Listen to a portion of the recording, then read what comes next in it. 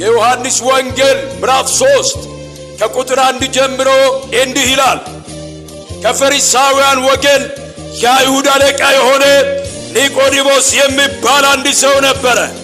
እርሱም በሌሊት ወደ ኢየሱስ መጥቶ መምህር ሆይ እግዚአብሔር ከእርሱ ጋር ከሆነ በቀር አንተ የምታደርጋቸውን እነዚህን ምልክቶች ሊያደርግ የሚችል የለምና መምህር ሆነ ከእግዚአብሔር እንደመጣ እናውቃለን አለው።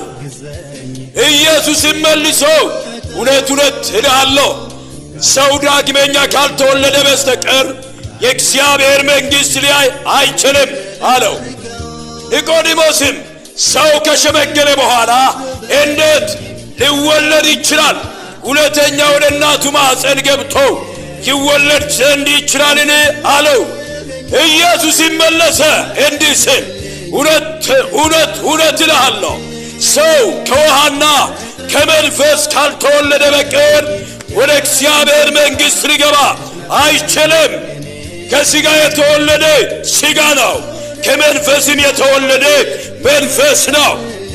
ዳግመኛ ልትወለዱ ያስፈልጋችኋል ስላልኸው አታነቅ። ነፋስ ወደ ወደደው ይነፍሳል፣ ድምፁንም ትሰማለህ፣ ነገር ግን ከወዴት እንደመጣ ወዴትም እንዲሄድ አታውቅም። ከመንፈስ የተወለደ ሁሉ እንዲሁ ነው። ኒቆዲሞስ መልሶ ይህ እንዴት ሊሆን ይችላል አለው። ኢየሱስም መልሶ እንዲህ አለው፣ አንተ የእስራኤል መምህር ስትሆን ይህን አታውቅምን? እውነት እውነት እልሃለሁ የምናውቀውን እንናገራለን፣ ያየነውንም እንመሰክራለን፣ ምስክራችንንም አትቀበሉ። ስለ ምድራዊ ነገር በነገርኋችሁ ጊዜ ካላመናችሁ ስለ ሰማያዊ ነገር በነገራችሁ እንዴት ታምናላችሁ? ከሰማይም ከወረደ በቀር ወደ ሰማይ የወጣ ማንም የለም፣ እርሱም በሰማይ የሚኖረው የሰው ልጅ ነው። ሙሴም በምድረ በዳ እባብን እንደሰቀለ እንዲሁ በእርሱ የሚያምን ሁሉ የዘላለምን ሕይወት እንዲኖረው እንጂ እንዳይጠፋ የሰው ልጅ ይሰቀል ዘንድ ይገባዋል። በእርሱ የሚያምን የዘላለምን ሕይወት እንዲያገኝ በእርሱ የሚያምን ሁሉ የዘላለምን ሕይወት እንዲኖረው እንጂ እንዳይጠፋ እግዚአብሔር አንድያ ልጁን እስኪሰጥ ድረስ ዓለሙን እንዲሁ ወዶአልና።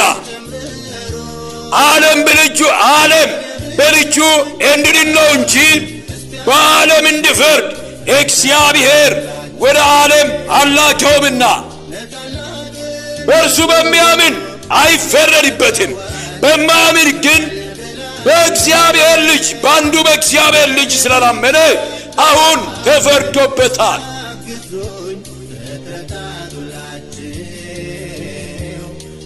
ዓለም በልጁ እንዲድን ነው እንጂ በዓለም እንዲፈርድ እግዚአብሔር ወደ ዓለም አላከውምና።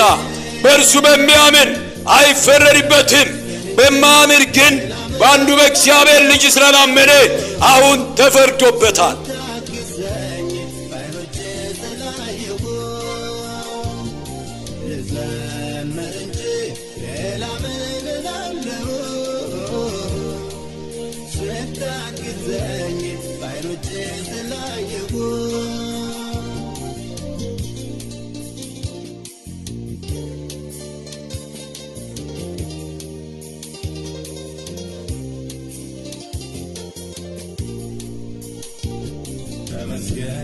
ተመስገን ተመስገን እላለሁ። ተባረክ ተባረክ ተባረክ እላለሁ። አፍረቴን ስትሸፈን ባይኖቼ ስላየሁ ተመስገን ተመስገን ሁልጊዜ እልካለሁ።